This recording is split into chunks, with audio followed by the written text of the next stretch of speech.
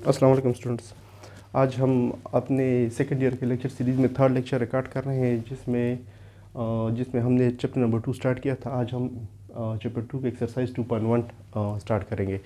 इस एक्सरसाइज का जो पहला क्वेश्चन है वो कहते हैं कि read the graph and right the function domain and range of the following. हमें सिर्फ ग्राफ गिवन है, उन ग्राफ के फंक्शन लिखने हैं और उन फंक्शन का डोमेन और रेंज लिखना है। ठीक है, तो पहला जो हमें ग्राफ गिवन है तो ये है क्वाड्रेटिक ग्राफ है क्वाड्रेटिक इक्वेशन का, क्योंकि क्वाड्रेटिक इक्वेशन में हमारे पास ये यू टाइप के स्ट्रक्चर बनते हैं, या ऊपर की तरफ यू या नीचे की तरफ। ठीक है, और ये जो ग्राफ है इसमें अगर आप चेक करें, ये हमारे पास ओरिजिन है और ये नीचे की तरफ इसका जो फेस है नीचे की तरफ खुला है। तो इसका मतलब ये है कि यहाँ पे जो क्वाड्रेटिक इक्वेशन का ग्राफ है वो है -x²। -x² इसलिए कि अगर आप इसको प्लस वैल्यू देते हैं तब भी स्क्वायर हो के नेगेटिव के साथ ये नीचे आ जाएगा। अगर आप इसको नेगेटिव वैल्यू देते हैं तो नेगेटिव का स्क्वायर लेके प्लस हो जाएगा, और जो इसके साथ नेगेटिव है दूसरा, उसकी वजह से ये फिर दोबारा नेगेटिव हो जाएगा और ये नीचे की तरफ आएगा। अच्छा, और इसमें ये बात दूसरी ये है कि ये अगर सिर्फ ये x² होता तो इसका जो एंड पॉइंट है वो 0 पे होता, तो इसका जो एंड पॉइंट है वो 5 के करीब है। ठीक है, तो ये हमारे पास जो फंक्शन है ये है क्वाड्रेटिक फंक्शन।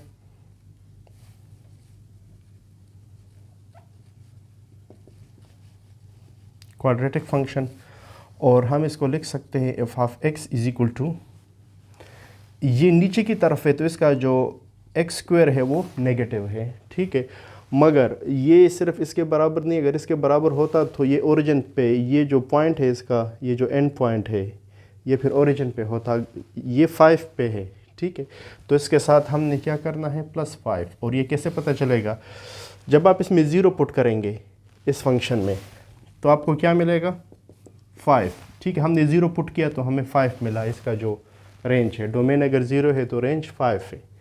ठीक है, अगर इसका डोमेन 2 है तो हमें क्या मिल जाएगा -2² + 5, तो -4 + 5 से क्या मिलेगा हमें 1। ठीक है, तो यहाँ पे आप चेक करें, 2 पुट करने से हमारे पास ये इस हॉरिजॉन्टल लाइन के करीब आ रहा है। ठीक है, तो यहाँ पे 0 लाने के लिए आपने क्या करना है 2.2 समथिंग कि आपके पास रिज़ल्ट 5 आ जाए, तो 5 का स्क्वायर रूट आपने पुट करना है, जिससे आपके पास क्या आ जाएगा। फॉर एग्जांपल अगर हम इसके डोमेन में पुट करें f(5)² तो इससे क्या मिल जाएगा हमें -5 + 5 तो 0। तो जिस पॉइंट पे ये यहाँ पे इस हॉरिजॉन्टल लाइन को टच कर रहा है इसकी वैल्यू क्या है +5²। यहाँ पे ये -5²। ठीक है, तो ये इसके बारे में था। अच्छा, इसका जो सेकंड ग्राफ है ये है हमारे पास क्यूबिक इक्वेशन का ग्राफ है। क्यूबिक इक्वेशन में क्या होता है, आपके पास f(x) = x³ होता है, और इसमें अगर आप 1 पुट करते हैं तो आपको 1 मिलता है, अगर 2 पुट करते हैं तो 8 मिलता है। बुक में जो ग्राफ गिवन है वहाँ पे ये जो वर्टिकल लाइन है उसमें उन्होंने पुट किए हैं 100, 200, 300, इस तरह 4 और 500।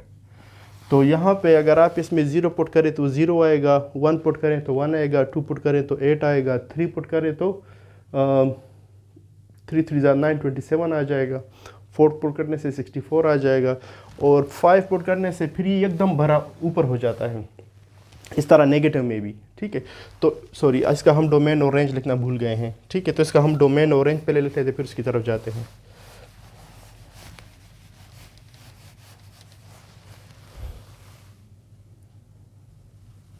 तो इसका जो डोमेन है ये आप चेक करें, आप यहाँ पे कोई भी वैल्यू डाल सकते हैं, कहीं पे भी ऐसी वैल्यू नहीं है जहाँ पे आप को रिज़ल्ट नहीं मिलता, क्योंकि डोमेन में आपने वो वैल्यू नहीं डालनी जहाँ पे रिज़ल्ट नहीं मिलता आपको। जिस तरह यहाँ पे इस फंक्शन में इस वैल्यू पे आपको कोई भी रेंज नहीं मिलता, तो ये वैल्यू डोमेन में आप नहीं डाल सकते, यहाँ पे कोई वो बात नहीं है। तो इस वजह से इसका जो डोमेन है वो क्या है, -∞ से लेकर +∞ तक। ये ओपन इंटरवल है तो इसमें ये शामिल नहीं है। या आप ये भी लिख सकते हैं कि x > ∞ एंड x > -∞। ठीक है। एक्सक्यूज़ मी, इसका जो रेंज है, रेंज जो है ना इसका,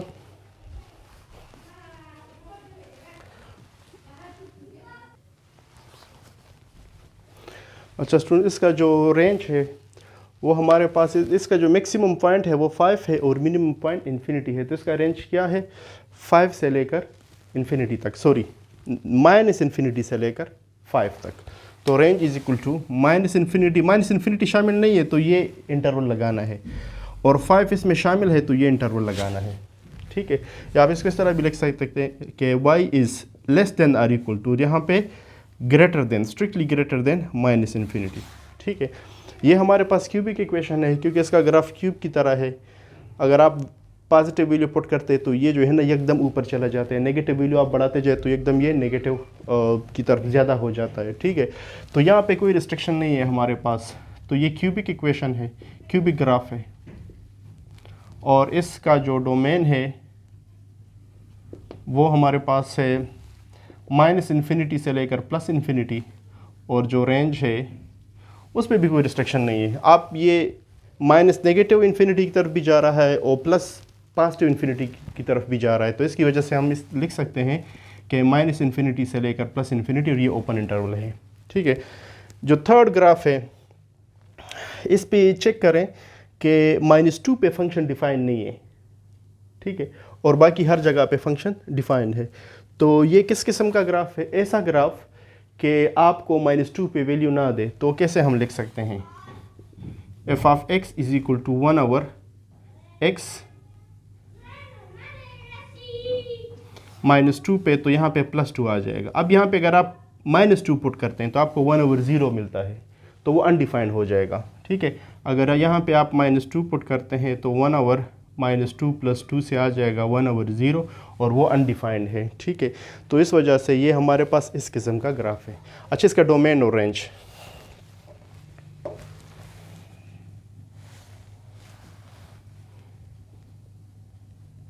इसका जो डोमेन है स्टूडेंट्स वो आप माइनस इन्फिनिटी से लेकर -2 तक, 2 शामिल नहीं है, तो माइनस इन्फिनिटी से लेकर -2 यूनियन, फिर -2 से लेकर इन्फिनिटी तक कर। इसमें ये 2 ओपन इंटरवल है, ना इसमें माइनस इन्फिनिटी शामिल है ना इसमें -2 शामिल है, ठीक है, ना इसमें -2 और ना प्लस इन्फिनिटी शामिल है, ठीक है। इसका जो रेंज है वो आप चेक करें यहाँ पे, ये जो इसका रेंज है वो 2 को टच नहीं कर रहा, सॉरी 0 को टच नहीं कर रहा, 0 के करीब हो रहा है मगर 0 को टच नहीं कर रहा। यहाँ भी ये 0 के करीब हो रहा है और 0 को टच नहीं कर रहा। तो इसको जब हम लिखेंगे तो माइनस इन्फिनिटी से लेकर 0 तक, तो जो रेंज है हमारे पास माइनस इन्फिनिटी से लेकर 0, जो दोनों शामिल नहीं है, यूनियन, और यहाँ पे देखें 0 से लेकर प्लस इन्फिनिटी तक, ठीक है। तो ये इसका रेंज है।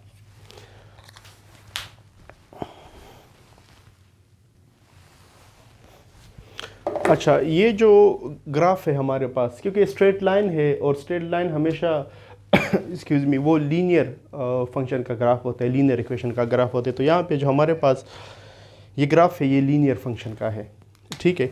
तो लीनियर फंक्शन हम किस तरह लिखते हैं, या तो हम इसको इस तरह लिख दें f of x is equal to ax plus b, या y is equal to ax plus b, या और इस तरह, या इसको हम इस तरह भी लिख सकते हैं ax plus B Y plus c is equal to 0, ठीक है। तो अब इसमें यहाँ पे आप अगर देखें तो यहाँ पे कोई भी रिस्ट्रिक्शन नहीं है, आप इसमें कोई भी वैल्यू डाल सकते हैं। मतलब ये है कि आप इसका डोमेन में माइनस इन्फिनिटी से लेकर प्लस इन्फिनिटी तक कोई भी वैल्यू डाल सकते हैं। कहीं पे भी फंक्शन डिसकंटिन्यूस नहीं है, मतलब ऐसी कोई वैल्यू नहीं है जहाँ पे फंक्शन आपको रिज़ल्ट ना दे। तो इसका जो डोमेन है हमारे पास वो हमारे पास है माइनस इन्फिनिटी से लेकर प्लस इन्फिनिटी तक, और जो रेंज है वो भी माइनस इन्फिनिटी से लेकर प्लस इन्फिनिटी तक, क्योंकि नीचे भी जा रहा है ऊपर भी जा रहा है, ठीक है। तो नेगेटिव इन्फिनिटी की तरफ भी आ रहा है और पॉजिटिव इन्फिनिटी की तरफ भी जा रहा है।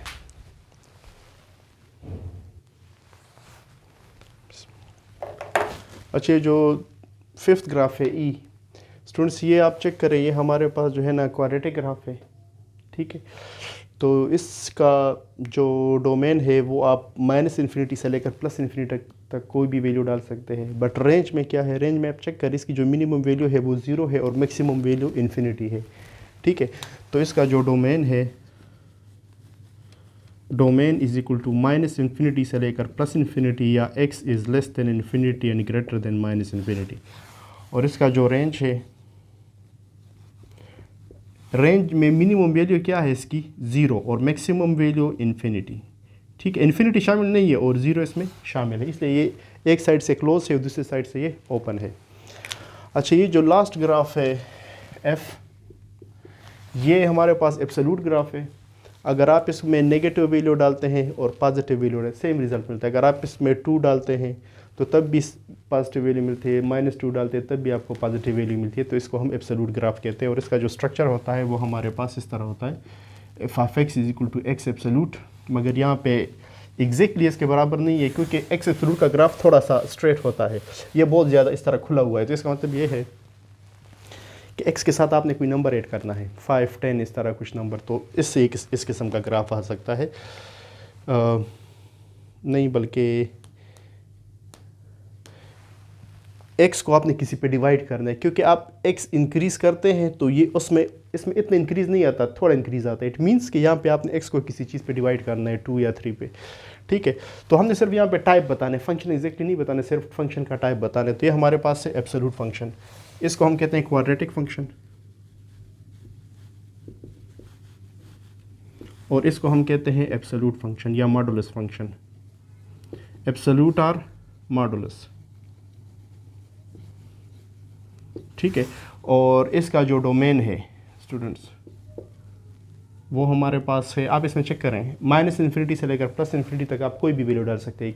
ऐसी कोई भी वैल्यू नहीं है डोमेन में जहाँ पे आपको ये रिज़ल्ट नहीं देता। तो इसका मतलब ये है कि डोमेन में सारे रियल नंबर शामिल है। तो माइनस इन्फिनिटी से लेकर प्लस इन्फिनिटी तक रेंज आप इसका चेक करें, मिनिमम वैल्यू 0 है, 0 से कम आपको ये वैल्यू नहीं दे रहा। इट मीन्स कि इसका जो डोमेन है वो 0 से स्टार्ट होता है, 0 इसमें शामिल है और प्लस इन्फिनिटी तक ये जाता है। ठीक है, तो 0 से लेकर प्लस इन्फिनिटी तक। ठीक है, ये इसका रेंज है।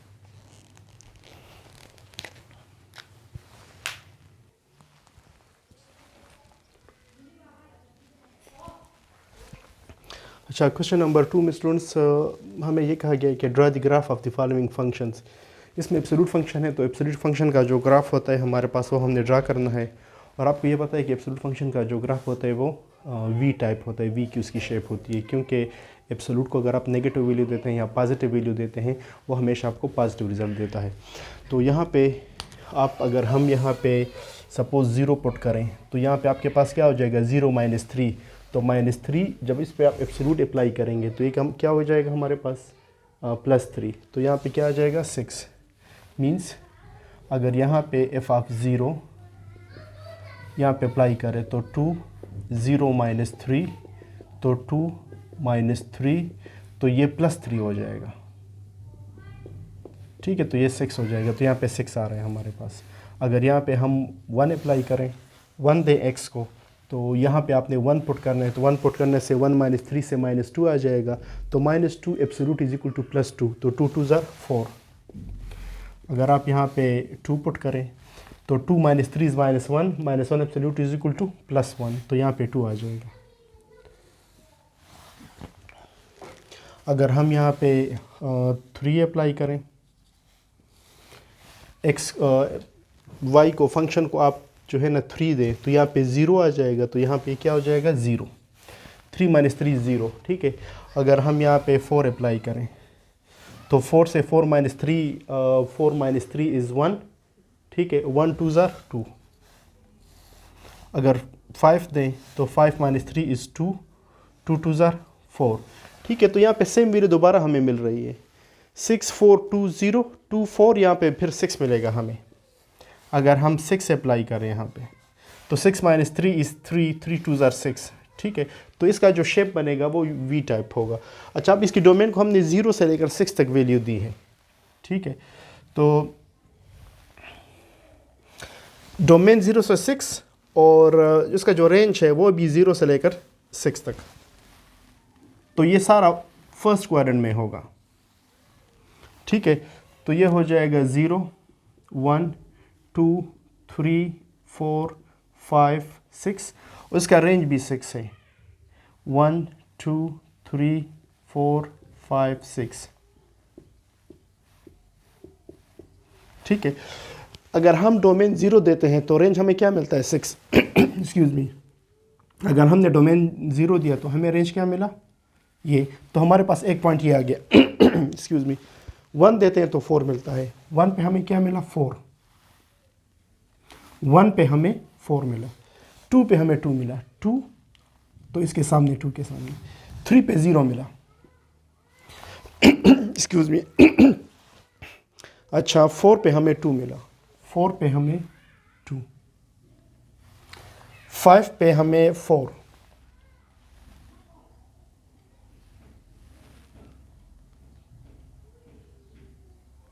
6 पे 6। तो ये एक वी शेप बन गई इसकी, इसको आप मिला दें,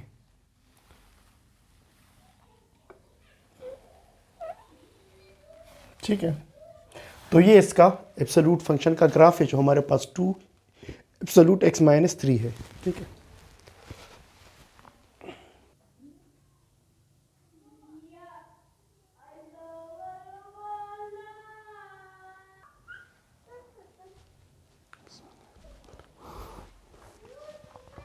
अच्छा स्टूडेंट्स, हमारे पास जो इसमें मैंने पार्ट डी सेलेक्ट किया है, टोटल 4 पार्ट है एब्सोल्यूट ग्राफ बनाने के लिए। तो फर्स्ट पार्ट हमने कर लिया, इसका पार्ट डी करते हैं। तो अगर ये हमारे पास एक एब्सोल्यूट फंक्शन है तो इसका ग्राफ हम कैसे बनाएंगे। तो ग्राफ बनाने के लिए वही हम टेबल यूज़ करेंगे।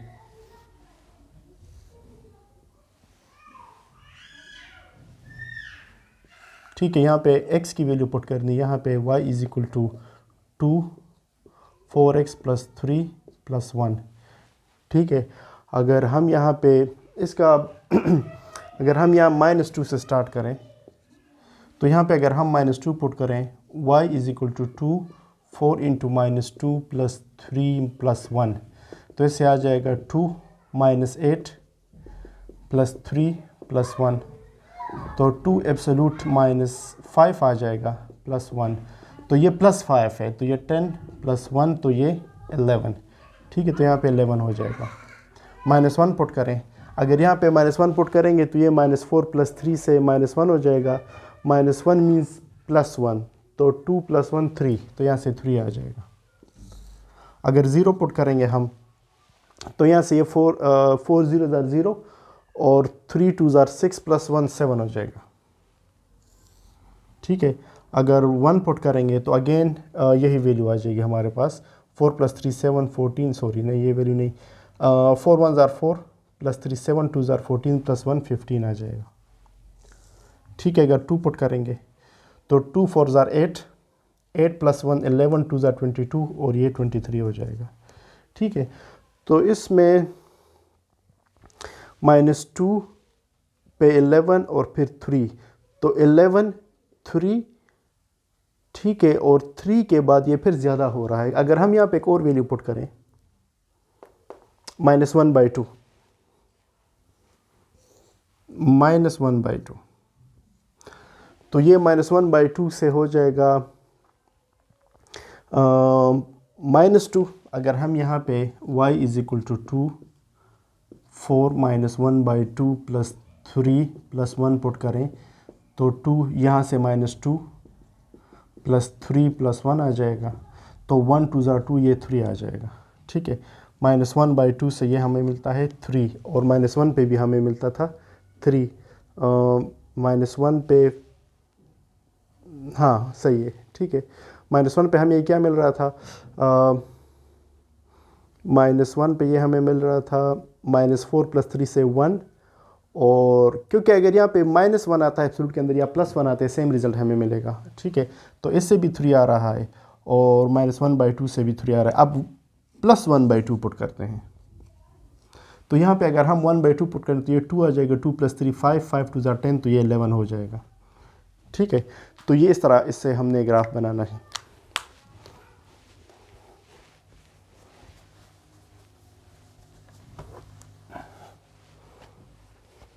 अच्छा, तो ग्राफ के लिए हमने इसका, आप चेक करें, हमने वैल्यू दी है -2 से लेकर 0 और 0 से लेकर 2 तक, ये वैल्यू उसके दरमियान में आ रही है। तो हमारे पास जो ग्राफ बनेगा -1 -2 1 2, और इसका जो रेंज है आप चेक करें 23 तक जा रहे हैं और सारे पॉजिटिव है। ठीक है, अगर तो 23 तक बनाने के लिए हम इसके 5 की करते हैं, 5 10 15 20 25, 5 10 15 20 25। ठीक है, तो यहाँ पे -2 पे 11 है, -2 पे हमें मिलता है 11, -2 तो 11 इसके सामने आप चेक करें। ठीक है, ये पॉइंट हो गया। फिर -1 पे 3 आ रहा है, -1 पे 3, तो 3 यहाँ पे करीब होगा कहीं पे,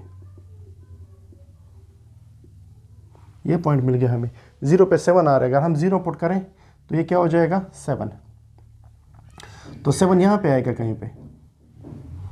ठीक है, और अगर हम 1 पुट करें तो 15 आएगा, 1 पुट करें तो 15। ठीक है, अगर 2 पुट करें तो 23, 2 पुट करें तो 23 इधर आएगा। अच्छा, ये जो हमने एक्स्ट्रा वैल्यू पुट की है उसको देखते हैं कि -1/2 से 3 आ रहा है, तो -1/2 यहाँ पे है और 3 हमारे पास यहाँ पे क्या आ रहा था 3। ठीक है, अच्छा, और 1/2 से 11 आ रहा है, ये 1/2 हो गया और इससे हमें मिल रहा है 11। ठीक है, तो इसका मतलब ये है कि ये जो ग्राफ है ना, यहाँ पे कहीं पे इसका जो थ्योरेटिकल पॉइंट है, जो मिनिमम पॉइंट है वो है, और उसके बाद फिर ये आगे जा रहा है। तो इसको आप मिला दें, सपोज वो यहाँ तक जा रहा है, तो इसको आप मिला दें। सॉरी, ये थोड़ा सा टेढ़ा बन गया है, मगर क्योंकि हाथ से इसी तरह बनता है। ठीक है, तो इसका ग्राफ बन रहा है। यहाँ पे मैंने अप्रॉक्सीमेट पॉइंट लिया है क्योंकि इसका मिनिमम पॉइंट के लिए हमने 3-4 और वैल्यू पुट करनी है, तो उससे हमें जो है ना एग्जैक्टली ये पॉइंट जहीं पे भी होगा, इसके आगे पीछे होगा, वो हमें मिल जाएगा। ठीक है, अच्छा, तो हमने यहाँ पे कंपोजिट फंक्शन फाइंड करना है, f(g) और g(f)(x). तो ये हमें दो फंक्शन मिले हैं। पहले हम f(g)(x) फाइंड करते हैं, f(g)(x). ठीक है, तो हमारे पास f(x) है x² + 1 और g(x) है हमारे पास 2x। ठीक है, तो अगर ये फाइंड करेंगे हम, तो f(g)(x) = g(x) की जगह पे 2x पुट करेंगे। ठीक है, f को अगर आप x देंगे तो आपको ये x² + 1 देगा, यहाँ पे जो भी देंगे वो स्क्वायर करके +1 दे देगा। तो इधर से हमारे पास क्या आ जाएगा, x की जगह पे हम क्या पुट करेंगे 2x, तो 2x² + 1, तो 4x² + 1, तो ये हमारे पास क्या हो गया f(g)(x) 4x + 1। इसी तरह g(f)(x) अगर हम फाइंड करें, g(f)(x), ठीक है, तो g(f)(x) की जगह पे हम क्या पुट करेंगे x² + 1, तो ये हो जाएगा g(x² + 1), और g को अगर आप x देंगे तो ये 2x करके देगा, मतलब 2 टाइम्स कर देगा। तो यहाँ पे ये जो हमने इसको डोमेन दिया है उसको रिजल्ट में 2 टाइम कर देगा। तो ये क्या हो जाएगा हमारे पास 2 टाइम्स ऑफ x² + 1, तो 2x² + 2, ये इसका रिजल्ट है। ठीक है,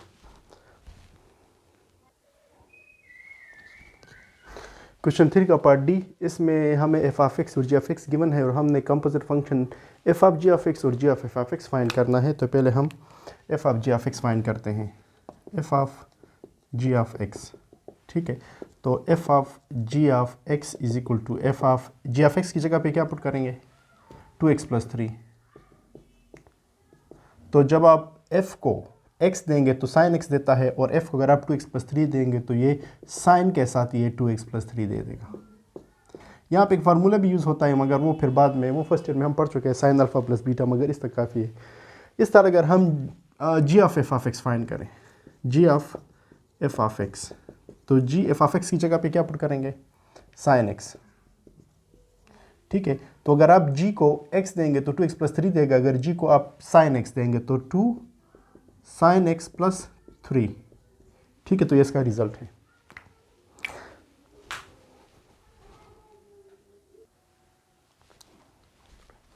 अच्छा, क्वेश्चन 4 में हमने कंपोजिट फंक्शन का इन्वर्स फाइंड करना है। हमारे पास दो कंपोजिट फंक्शन है, F of G of X और G of F of X. इसके हमने इन्वर्स फाइंड करने हैं।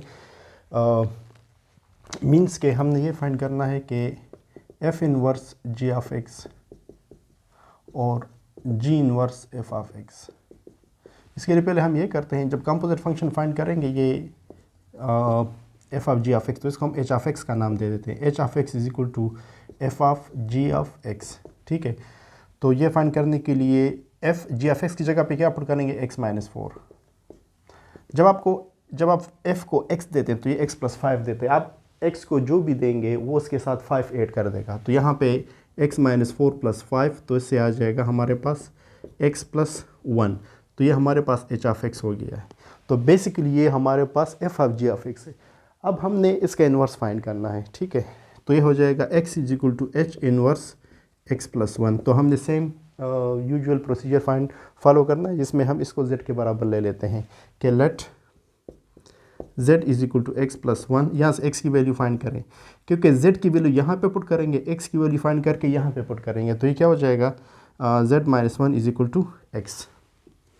अब यहाँ पे x की जगह पे ये पुट कर लें, x की जगह पे z माइनस 1 और h इनवर्स इसकी जगह पे z। तो अब इस z को जो है ना x की जगह x के साथ रिप्लेस कर दें। ठीक है, तो हमारे पास h inverse z is equal to z minus 1 putting z is equal to x। तो ये हो जाएगा h inverse x is equal to x minus 1, और h इनवर्स किसके बराबर था, F of G of X के बराबर था। तो सॉरी, एच ऑफ एक्स जो है ना F of G of X के बराबर था, और F inverse means H inverse means F inverse G of X is equal to X minus 1। ठीक है, तो ये हमारे पास कंपोजिट फंक्शन का इन्वर्स था। इसी तरह अगर हम G of F of X find करते हैं, now G inverse F of X, तो इसके लिए हम सपोज कर लेते हैं कि G of F of X is equal to, यहाँ पे हमने एच लिया था, इसको दोबारा आप एच ले लें या कोई और नंबर भी ले सकते हैं, इसको आप आई जे कर दें, जे ऑफ एक्स कर दें। ठीक है, तो अब जे ऑफ एक्स की जगह पे जी एफ ऑफ एक्स की जगह पे हम क्या पुट करेंगे, एक्स प्लस 5। जब आप g को x देंगे तो ये x उससे जो है ना 4 सब्ट्रैक्ट कर लेगा, तो यहाँ आप g को जो भी देंगे उससे ये 4 सब्ट्रैक्ट कर लेगा, तो ये आ जाएगा हमारे पास सॉरी x प्लस 5 माइनस 4।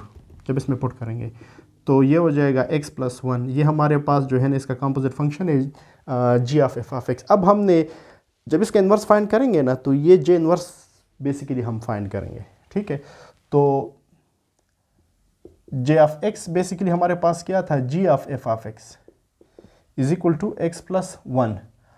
अब J of X is equal to X plus 1, तो X is equal to J inverse X plus 1। अब हमें दोबारा एक्स प्लस 1 की जगह पे क्या पुट करना है, z।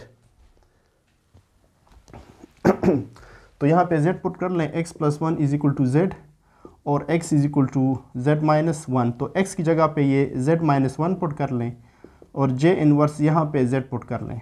ठीक है, z को रिप्लेस कर दें x के साथ। ठीक है, तो ये हो जाएगा j inverse x is equal to X minus 1, और j इनवर्स की जगह पे हम लिख सकते हैं क्योंकि j तो हमारे पास g of F of X के बराबर था ना, तो ये क्या हो जाएगा, g inverse F of X is equal to X minus 1। तो ये इस तरह हम फाइंड करते हैं कंपोजिट फंक्शन का इन्वर्स। तो ये एक्सरसाइज स्टूडेंट्स खत्म हो गया है। सूर्य एक क्वेश्चन और करते हैं इसमें से।